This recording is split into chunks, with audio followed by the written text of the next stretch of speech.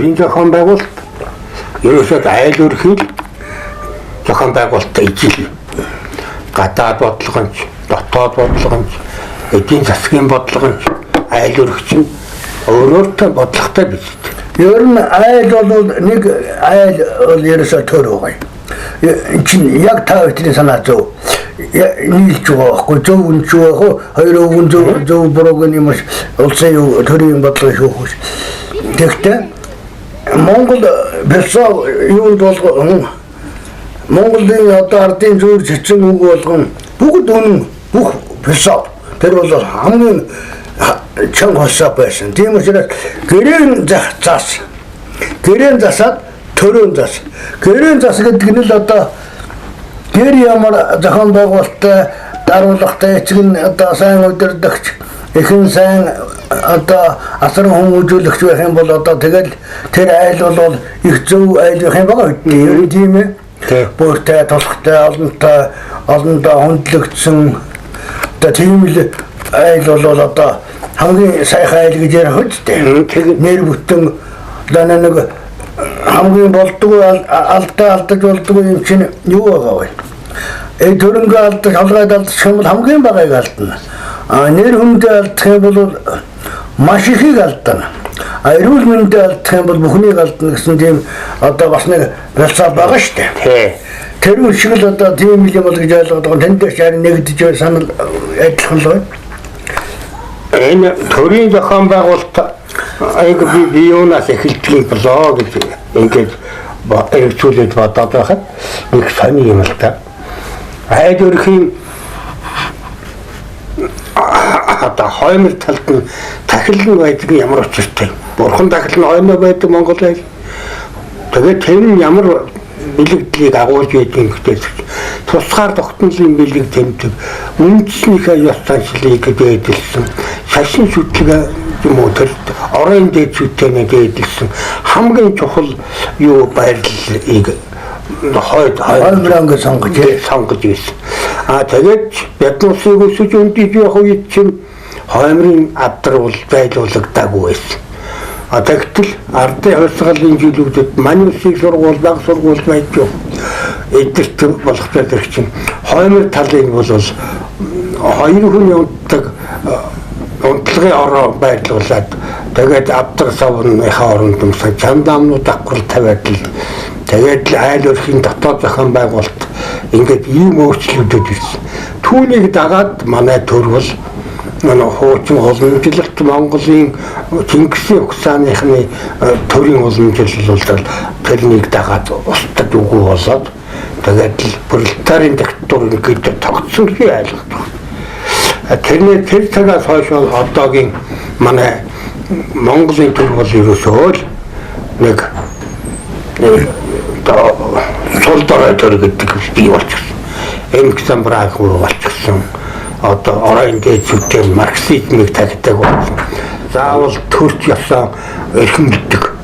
Төрч ёсоо эрхэм мэдэж унаг тамганы найрч байлаа гэсэн тэр жирийн нэг найр айлын өсөв бодаалга тайлга ийм болгон чинь дандаа төрийн боломжтой төрч ёсныхоо боломжлыг дээдэлсэн.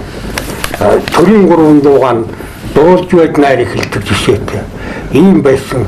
Тэгсэн чинь одоо болох тайлбар чинь альва нэг найр хорим ийм юмд бол улс төрийн агуулга ерөөсөн хадгалагдах байцсан. Тэгтээ ч одоо энэ манайх ер нь төр оршиж байгаа юм уу, үгүй юм уу? Юунид ууж идэхтэй гол нь уулзаж учиртай гол нь гэж альва найр наадам чинь тэр ёс төр өмд ямагт дээд хөндлөдөг.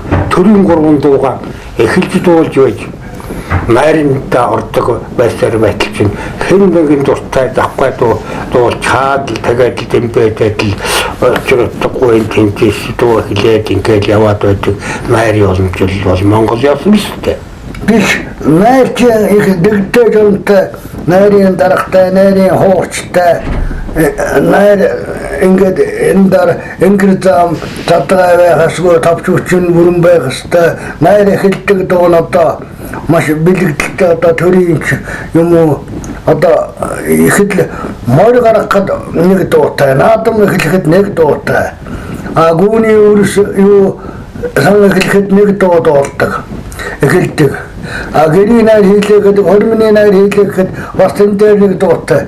Тийм дэг журамтай байсан юм билээ. Ууч яс олдомжил бол энийг алдснаас болоод бидэнд ямар гар тохиолж байна. Энэ тэгэл үндснийхээ үзлийг л үндсэн юуг л мартаад байгаа шүү дээ. Соёл одоо мэдж байгаа хүүхэд ганц ч байхгүй. Энэ чинь тэнгэр өндрөх шиг манай нутагт нэг өвгөн байсан. Одооны муусан багчууд дуулж чадахгүй юм бид ордны бид нар тэгэд дуулж байгаагүй гэдэг бид нар шоолж байсан. Тэрэн дээр үнэн хэлж байсан байх. Хоорын мэгнэ холчмаар авч алиас арлаг дуулж байлаа шүү гэж. Хоорын мэгнэ холчмаар авч алиас арлаг дуулж байлаа шүү. Тэгсэн чи одооны муусан багчууд яах вэ? Тэрмэн хааваа нэмэн хааваа гэж эртараагүй гэртаагаагүй гингинж гангинж яах юм гэж тэгэд дуулж. Тэр одоо ч үндсний олон жил хитээч гэж болохгүй санагдав. Үндсний олон жилдээ их архигдуулаад байна манайх. Мартагдаад байна. Энийг мэддэг хүн байхгүй болчиход одоо мэддэг хүн байвал сүхийн дамби гэдэг хүнд нэг гайгүй яриад мэдээд байгаа. Тэр бол одоо тэр чинь бол сайн ярьж байгаа юм да. Энэ телевиз нэвтрүүлгүүдээр бол одоо үндснийхээ станцлыг бол дээдлэх зөв гэдгийг бол олон нэвтрүүлгээр ярьж байна.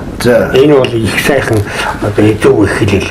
Бид нар монголчууд бид их дараа хэзээ цагт үндснийхээ уламжлалыг бол дээдлэх болох нь бол гарцаагүй зайлшгүй. Тэгтэл одоо бол зөвхөн эхлэлийн төдий явж байгаа боловч газар сайгүй ер нь эхэлчих. Үндснийхээ станцлыг хүндэлдэг болъё гэсэн санаа бол хүн болгоны тарих зүрхэнд бол хадаатай байдаг болчихжээ. Энийг бол их сайн тал гэж бодож байна. Гэхдээ энэ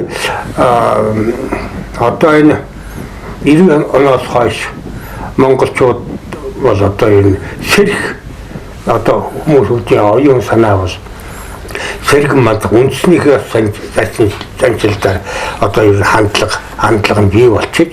Хуучин тогтолцооны үед бол одоо марксизм, ленинизмыг л орон дээд систем болгочихсон.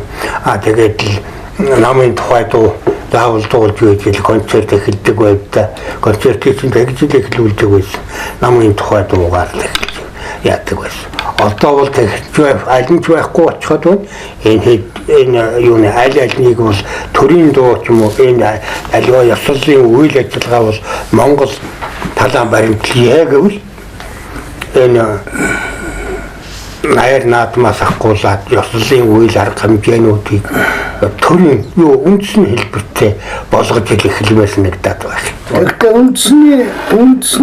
үндэсний үйл бодол үндэсний хэв заншилгээд ярихтай зэрэг одоо нэг 80 хэдтэй тийм улс за нэг 70 хэдтэй энэ төр улс мэдэж байна. Урд чинь бидний одоо намайг бага л байхт та толготой үүдтэй хоёр самбар хаадахтай тийм л янд энэ төр гэж байгаагүй тийм л байсан үе шүү дээ. Бидний өсч байх үе тийм л бурхан таглаа хойноо залдаг. Мал нэгэртэй малаа хургаа нүгээрээ хөгөндөг.